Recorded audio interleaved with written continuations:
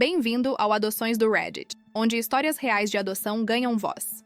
Aqui você vai ouvir relatos verdadeiros de pessoas que vivenciaram a adoção de diferentes perspectivas: pais adotivos, filhos que foram adotados, famílias biológicas que tomaram decisões difíceis e todos os desafios emocionais, legais e sociais desse processo.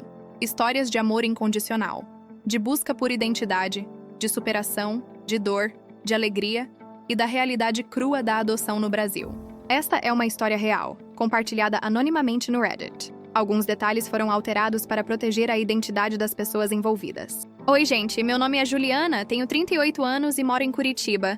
E eu preciso contar uma história que está me destruindo por dentro porque há 2 anos a minha cunhada, a Letícia, que era casada com o irmão do meu marido, morreu durante o parto de gêmeos.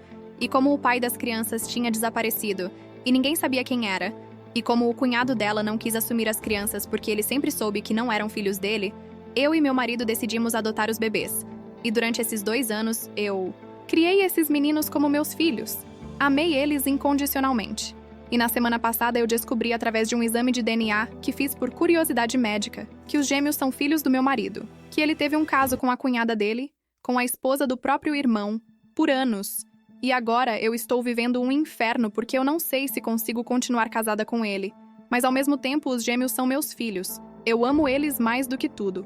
E se eu me separar do meu marido, eu vou ter que conviver com ele para sempre por causa das crianças. E eu estou completamente perdida sem saber o que fazer. Deixa eu começar do início porque essa história é muito complexa e tem muitas camadas que vocês precisam entender para conseguir me ajudar.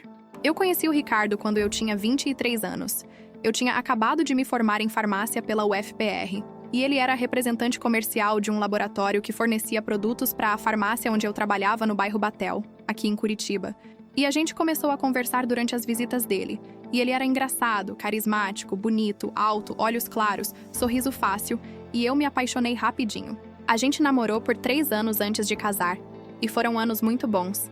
A gente viajava junto, saía com amigos, tinha uma vida social ativa, e o Ricardo era atencioso, romântico, me fazia sentir especial. E quando ele me pediu em casamento, eu não pensei 2 vezes. Eu disse sim na hora. E a gente casou em uma cerimônia linda no Jardim Botânico de Curitiba, com todos os amigos e família. E eu estava nas nuvens. Tinha certeza que tinha encontrado o homem da minha vida. O Ricardo tem um irmão mais novo, o Marcelo, que na época do nosso casamento tinha 22 anos. Ele sempre foi meio problemático. Sabe aquele tipo de pessoa que nunca consegue segurar um emprego, que está sempre se metendo em confusão, que pede dinheiro emprestado e nunca paga. E a família do Ricardo, especialmente a mãe dele, a dona Vera, sempre passou muito pano para o Marcelo. Sempre arranjava desculpa. Sempre resolvia os problemas dele. Quando eu tinha 28 anos, já casada com o Ricardo há 2 anos, o Marcelo apareceu em um almoço de domingo na casa da dona Vera com uma namorada nova, a Letícia. E ela era bem diferente das outras namoradas que ele tinha tido. Ela era quieta, tímida, bonita de um jeito delicado, cabelos pretos longos, olhos escuros, pele clara, e ela parecia assustada com toda aquela família barulhenta. E eu tentei puxar conversa com ela, fazer ela se sentir confortável, e a gente acabou ficando amigas. A Letícia tinha 21 anos na época. Ela trabalhava como caixa em um supermercado. Tinha vindo do interior do Paraná, de uma cidade pequena perto de Ponta Grossa, e ela morava sozinha em um apartamento minúsculo no bairro Cajuru. E ela parecia muito apaixonada pelo Marcelo, olhava para ele com aqueles olhos brilhando, e eu fiquei feliz por ele. Pensei que talvez a Letícia fosse a pessoa que ia fazer o Marcelo amadurecer, assentar a cabeça. 6 meses depois de começarem a namorar, o Marcelo e a Letícia casaram. Foi uma cerimônia simples no cartório. Só família próxima. E eles foram morar juntos em um apartamento alugado no bairro Portão. E no começo parecia que estava tudo bem. Eles vinham nos almoços de domingo, a gente saía junto às vezes. E a Letícia continuava sendo minha amiga. A gente conversava bastante. Ela me contava das dificuldades com o Marcelo, que ele não ajudava em casa, que ele gastava dinheiro com bobeira. Mas nada que parecesse muito grave. Eu e o Ricardo estávamos tentando engravidar nessa época. A gente queria muito ter filhos. E eu fiz todos os exames, ele fez também. E descobrimos que eu tinha síndrome dos ovários policísticos, o que dificultava a gravidez, mas não impossibilitava. E a gente começou o tratamento, tomei medicação, fiz acompanhamento com ginecologista. E tentamos por 2 anos, mas nada de eu engravidar. E foi um período muito difícil, muito frustrante. Todo mês, quando vinha a menstruação, eu chorava, me sentia incompleta. E o Ricardo tentava me consolar, mas eu via que ele também estava frustrado. Quando eu tinha 30 anos, a gente decidiu fazer fertilização in vitro. Juntamos dinheiro, fizemos o procedimento em uma clínica especializada aqui em Curitiba. E eu engravidei, gente. Eu finalmente engravidei. E foi a felicidade mais pura. Eu e o Ricardo choramos de alegria. Contamos para a família toda. Começamos a preparar o quartinho do bebê. Mas com 8 semanas, eu tive um sangramento. Fui correndo para o hospital. E tinha acontecido um aborto espontâneo. O coração do bebê tinha parado de bater. Eu entrei em depressão profunda depois daquele aborto. Fiquei meses sem conseguir sair da cama, sem conseguir trabalhar, só chorando, me culpando, me perguntando o que eu tinha feito de errado. E o Ricardo ficou muito presente no começo. Me apoiou, cuidou de mim, mas depois de alguns meses eu percebi que ele estava distante. Chegava tarde em casa, viajava muito a trabalho, e quando estava em casa ficava no celular o tempo todo. E eu estava tão afundada na minha própria dor que eu não questionei, não desconfiei de nada. A Letícia também estava passando por problemas nessa época. O Marcelo tinha perdido mais um emprego, estava bebendo muito, e ela desabafava comigo. Dizia que não sabia se aguentava mais, que queria se separar, mas tinha medo de ficar sozinha. E eu aconselhava ela.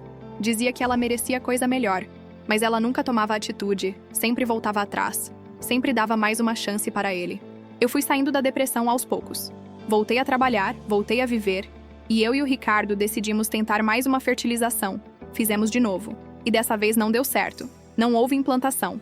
E a médica disse que a gente podia tentar mais vezes, mas que as chances eram cada vez menores por causa da minha idade. Eu já estava com 32 anos. E por causa da síndrome dos ovários policísticos. E a gente ficou arrasado, mas decidiu que ia tentar mais uma vez. Nessa época, a Letícia engravidou. Ela me contou toda feliz. Disse que não estava planejado, mas que ela estava contente, que talvez um bebê fosse fazer o Marcelo mudar. E eu fingi felicidade por ela, mas por dentro eu estava morrendo de inveja, de raiva, porque eu queria tanto ser mãe e não conseguia. E ela, que nem estava tentando, tinha conseguido.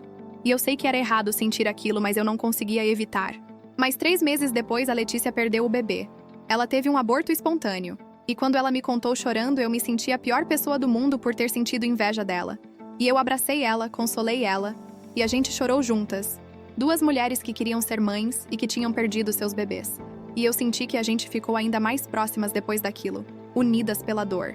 Os anos foram passando, eu e o Ricardo tentamos mais uma fertilização que não deu certo. E depois decidimos parar. A médica sugeriu adoção, disse que tinha muitas crianças precisando de família, e a gente começou a considerar seriamente. Chegamos a ir em algumas palestras sobre adoção, mas nunca demos o passo de entrar com o processo de fato. Acho que no fundo a gente ainda tinha a esperança de conseguir engravidar naturalmente. Quando eu tinha 35 anos, há 3 anos atrás, a Letícia engravidou de novo, e dessa vez a gravidez foi para frente. Ela passou dos 3 meses, dos 6 meses, e com 7 meses descobriu que eram gêmeos, 2 meninos, e ela estava radiante. Comprou tudo em dobro, preparou o quartinho, e o Marcelo parecia estar mais presente, mais empolgado, e todo mundo achava que finalmente ele ia amadurecer, ia ser um bom pai. Mas quando a Letícia estava com 8 meses de gravidez, o Marcelo descobriu algo. Eu nunca soube exatamente o que foi, mas ele chegou em casa um dia e confrontou a Letícia. Acusou ela de traição, disse que os bebês não eram filhos dele. E ela negou, chorou, implorou, mas ele não acreditou. E ele saiu de casa, foi morar com a mãe, a dona Vera, e disse que ia pedir divórcio, que não ia assumir aquelas crianças. A família toda ficou em choque. Ninguém entendia o que tinha acontecido. A dona Vera tentou convencer o Marcelo a voltar. Disse que ele estava louco, que claro que os bebês eram filhos dele, mas ele estava irredutível. Dizia que tinha provas, que ele sabia da traição. E a Letícia ficou arrasada, grávida de 8 meses, sozinha, sem dinheiro, porque o salário dela de caixa de supermercado mal pagava o aluguel. Eu e o Ricardo oferecemos ajuda. Eu ia com ela nas consultas de pré-natal, a gente comprou coisas para os bebês. E eu perguntei para ela se era verdade, se ela tinha traído o Marcelo. E ela começou a chorar. Disse que tinha sido um erro, que tinha acontecido algumas vezes, que ela estava vulnerável, que o Marcelo a tratava mal, e que ela tinha se envolvido com alguém, mas que tinha terminado, e que ela não sabia se os bebês eram do Marcelo ou do outro homem. Eu perguntei quem era o outro homem, e ela não quis falar. Disse que era melhor eu não saber, que ia só complicar mais as coisas. E eu não insisti. Eu só abracei ela e disse que ia ajudar no que fosse preciso. E o Ricardo também estava sendo muito solidário, muito presente. Ia junto comigo visitar ela, levava comida, ajudava com as contas. E eu achava lindo aquilo. Achava que a gente estava sendo uma família de verdade, se apoiando. Quando a Letícia completou 39 semanas de gravidez, ela começou a ter contrações. A gente levou ela correndo para o Hospital Angelina Caron, aqui em Curitiba, e ela entrou em trabalho de parto. Mas alguma coisa deu errado, os batimentos cardíacos dos bebês caíram, e os médicos decidiram fazer cesárea de emergência, e tiraram os 2 meninos. E eles estavam bem, chorando, saudáveis. Mas a Letícia começou a sangrar muito. Ela teve uma hemorragia pós-parto, e os médicos tentaram de tudo. Fizeram transfusão, tentaram estancar o sangramento, mas não conseguiram. E ela morreu ali na mesa de cirurgia, com apenas 28 anos. Eu estava na sala de espera com o Ricardo quando o médico veio dar a notícia. E eu desmoronei. Gente, eu não conseguia acreditar. A Letícia era minha amiga. Ela era tão nova. Ela tinha acabado de ter os bebês. E ela tinha morrido. E os bebês estavam lá na UTI neonatal, saudáveis, mas sem mãe. E eu chorei tanto, tanto.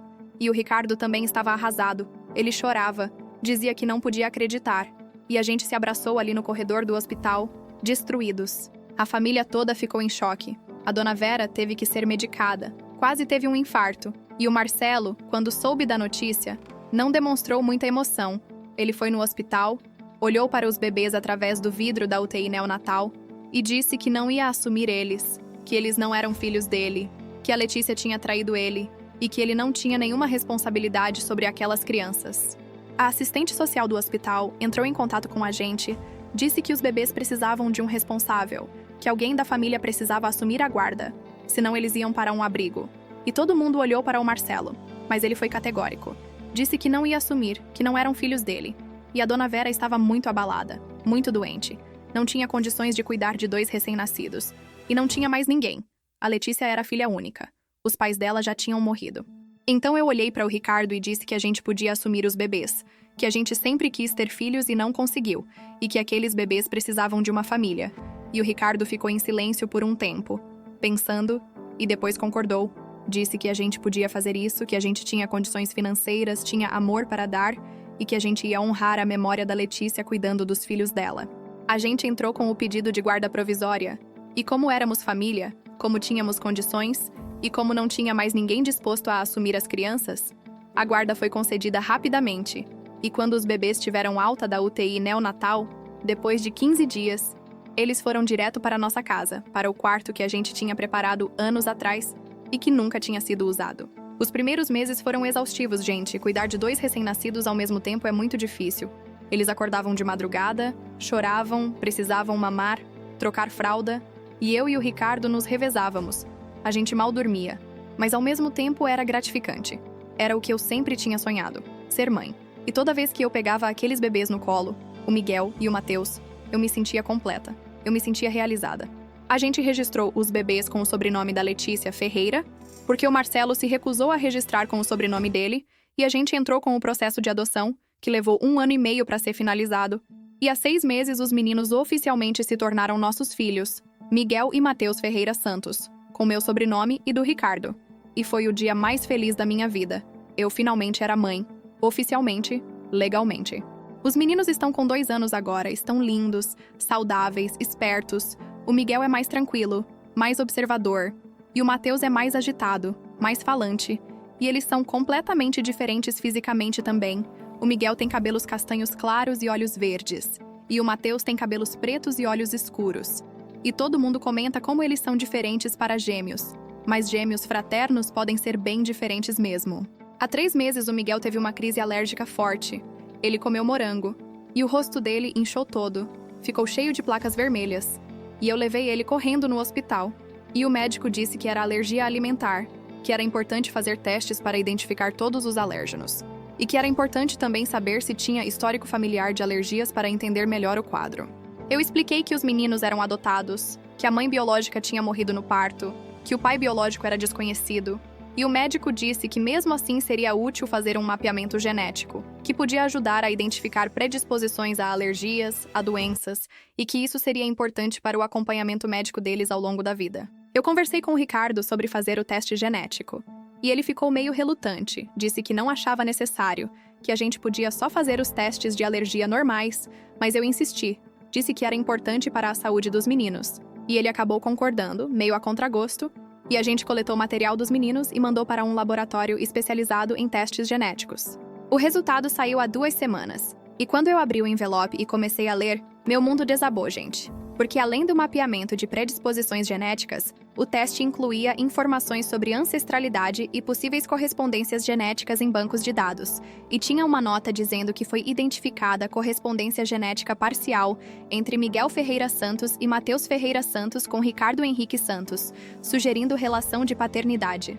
Eu li aquilo 3 vezes, 4 vezes, sem conseguir processar, sem conseguir acreditar. E eu peguei o celular e liguei para o laboratório. Perguntei se não tinha sido um erro, se não tinha havido troca de amostras. E a atendente verificou e disse que não tinha erro, que o Ricardo tinha feito um teste genético há alguns anos, tinha cadastrado no banco de dados deles, e que quando processaram o material dos meninos, o sistema identificou automaticamente a correspondência. Eu desliguei o telefone e fiquei sentada no chão da sala, segurando aquele papel. E tudo começou a fazer sentido. O Marcelo dizendo que os bebês não eram filhos dele, a Letícia se recusando a dizer quem era o pai, o Ricardo sendo tão solidário, tão presente durante a gravidez dela. E eu comecei a sentir náusea, comecei a tremer, porque eu percebi que meu marido tinha tido um caso com a cunhada dele, com a esposa do próprio irmão, e que os filhos que eu estava criando como meus eram filhos dele, com ela. Quando o Ricardo chegou em casa naquela noite, eu estava esperando ele na sala, com o papel do exame na mão. E quando ele me viu, ele já entendeu. A cor sumiu do rosto dele. E eu perguntei se era verdade, se os meninos eram filhos dele. E ele ficou em silêncio. E eu gritei. Perguntei de novo. E ele começou a chorar. Disse que sim, que era verdade, que ele tinha tido um caso com a Letícia. E eu senti como se tivessem arrancado meu coração do peito. Eu perguntei quanto tempo tinha durado o caso, e ele disse que tinha começado há 6 anos, quando eu estava na pior fase da depressão depois do aborto, que a Letícia também estava passando por problemas com o Marcelo, e que eles tinham se aproximado, tinham se apoiado, e que tinha acontecido, e que tinha continuado acontecendo por anos, de forma intermitente, e que quando ela engravidou, ele soube que podia ser filho dele, mas ela não tinha certeza, podia ser do Marcelo também. Eu perguntei por que ele não tinha contado, por que ele tinha deixado a gente adotar as crianças, sabendo que eram filhos dele, e ele disse que ele tinha medo de eu descobrir a traição, medo de perder tudo, e que quando a Letícia morreu ele entrou em pânico, não sabia o que fazer, e quando eu sugeri adotar os bebês, ele achou que era a solução perfeita. A gente ia ter os filhos que sempre quis, ele ia poder criar os filhos dele, e eu nunca ia descobrir a verdade. Eu fiquei olhando para aquele homem com quem eu era casada há 15 anos, aquele homem que eu amava, que eu confiava, e eu não reconhecia ele, eu não sabia quem era aquela pessoa na minha frente. E eu mandei ele sair de casa, disse que eu não queria ver a cara dele. E ele tentou se explicar, tentou pedir desculpas, mas eu não queria ouvir, eu só queria que ele saísse. E ele saiu, foi para um hotel.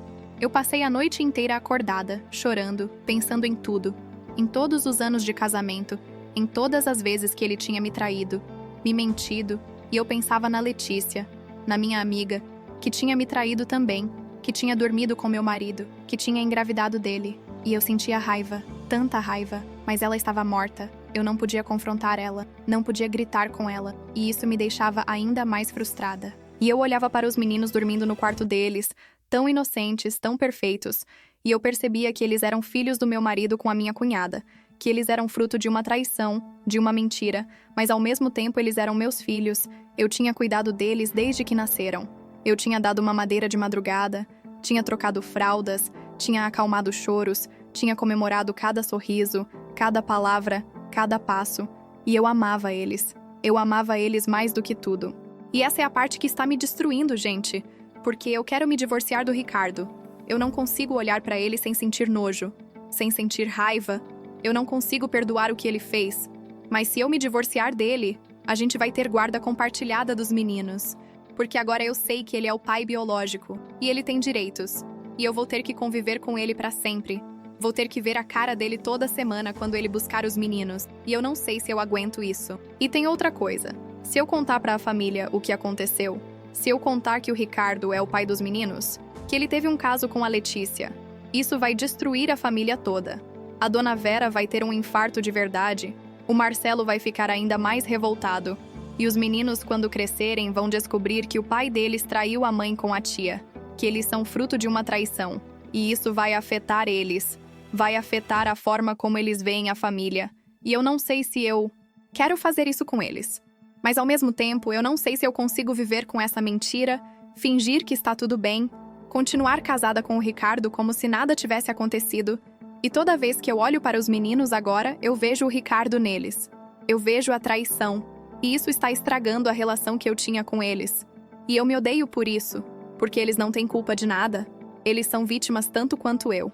Eu contei tudo para a minha melhor amiga, a Camila, e ela ficou em choque. Ela disse que eu devia me divorciar imediatamente, que eu não devia ficar com um homem que me traiu por anos, que me mentiu, que me enganou.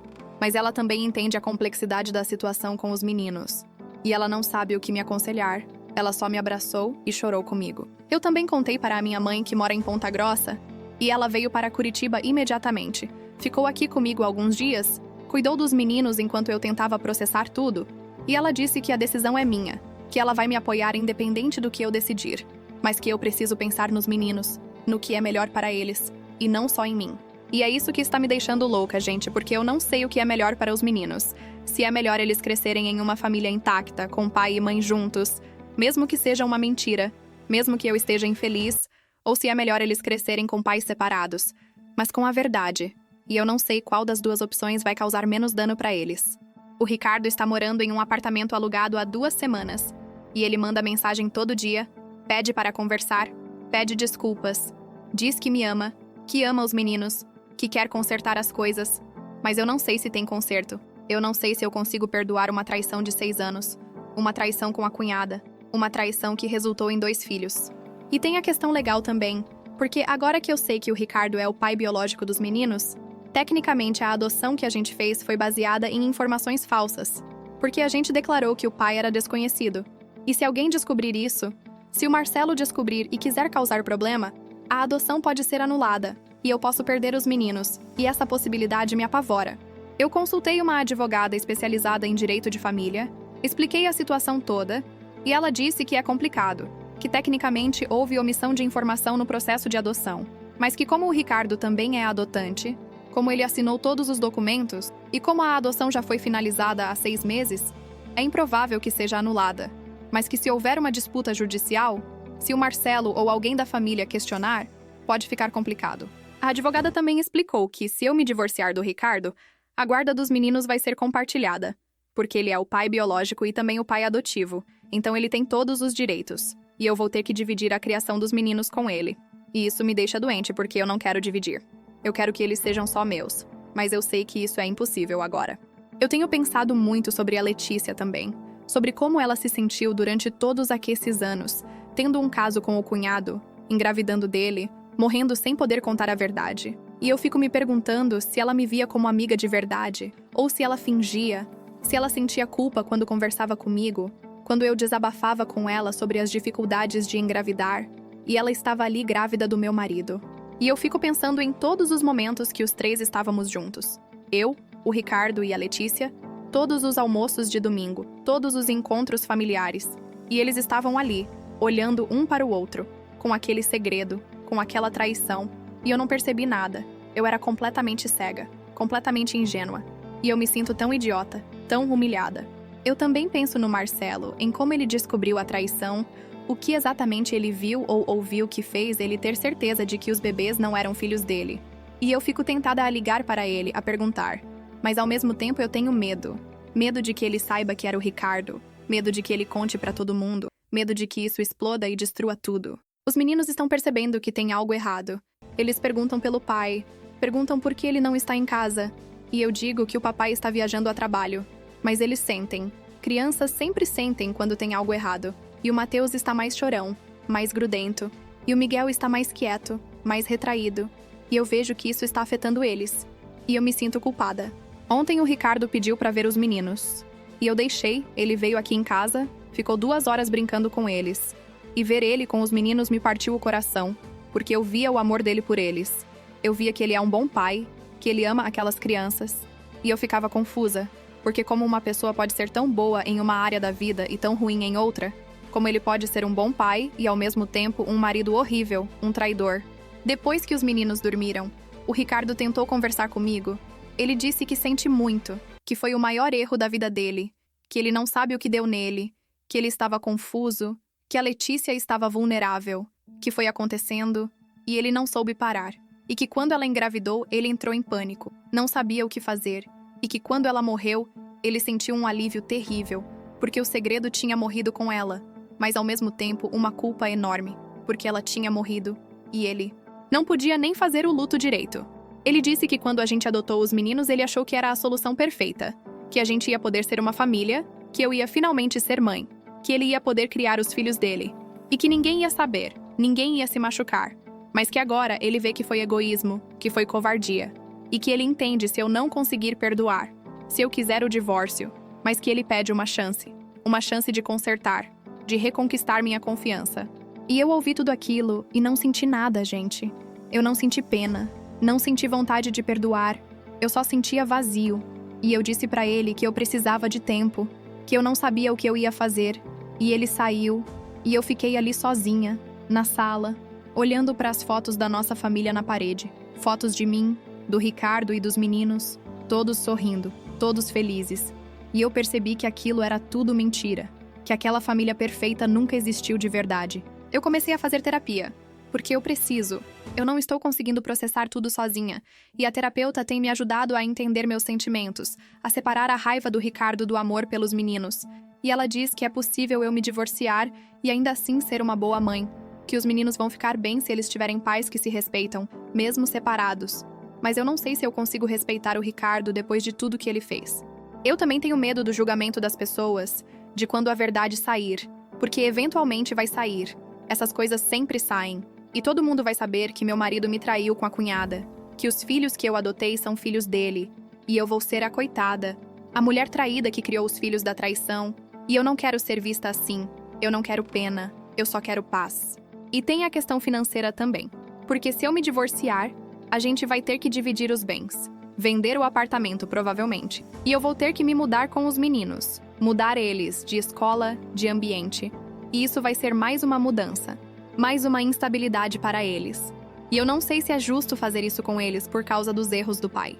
Mas ao mesmo tempo eu penso que se eu ficar casada com o Ricardo, se eu fingir que está tudo bem, os meninos vão crescer em uma casa sem amor, em uma casa onde a mãe não olha para o pai com carinho, onde não tem beijo, não tem abraço, não tem cumplicidade. E isso também vai afetar eles.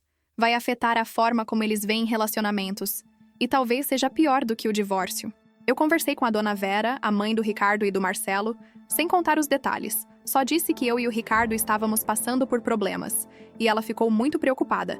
Disse que casamento tem altos e baixos, que a gente precisa lutar pela família, pelos meninos, e que ela vai rezar para a gente superar isso. E eu fingi concordar, mas por dentro eu estava gritando, querendo contar a verdade, querendo que ela soubesse que tipo de filho ela criou. O Marcelo eu não tive coragem de procurar. Eu não sei o que eu diria para ele. E eu tenho medo de que ele já saiba, de que ele tenha descoberto que era o Ricardo, e que ele esteja esperando o momento certo para explodir tudo, para se vingar. E essa possibilidade me deixa em pânico constante.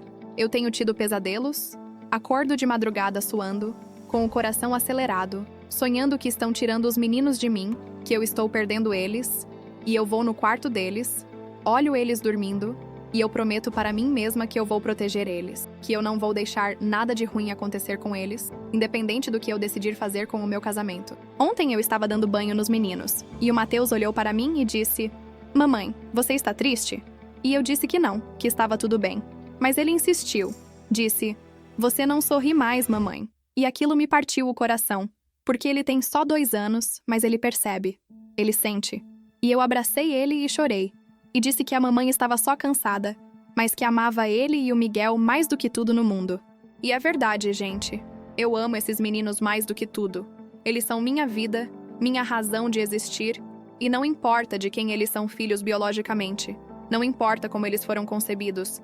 Eles são meus filhos. Eu escolhi eles. Eu cuidei deles. E ninguém vai tirar isso de mim, nem o Ricardo, nem a verdade, nem ninguém. Mas eu preciso decidir o que fazer. Eu não posso ficar nesse limbo para sempre. E eu estou inclinada a pedir o divórcio, a terminar esse casamento que foi construído em mentiras. Mas eu tenho tanto medo de me arrepender, de tomar a decisão errada, de prejudicar os meninos, e eu queria que alguém me dissesse o que fazer, mas eu sei que ninguém pode fazer isso, que a decisão é minha, e que eu vou ter que viver com as consequências dela para o resto da vida. Então é isso, essa é a minha história, minha dor, minha confusão, e eu estou compartilhando aqui porque eu preciso de perspectivas diferentes. Preciso de conselhos de pessoas que talvez já tenham passado por algo parecido, ou que consigam me ajudar a ver as coisas de um ângulo diferente, porque eu estou perdida, estou destruída, e eu preciso de forças para tomar a decisão certa, para proteger meus filhos e para reconstruir minha vida, seja com ou sem o Ricardo.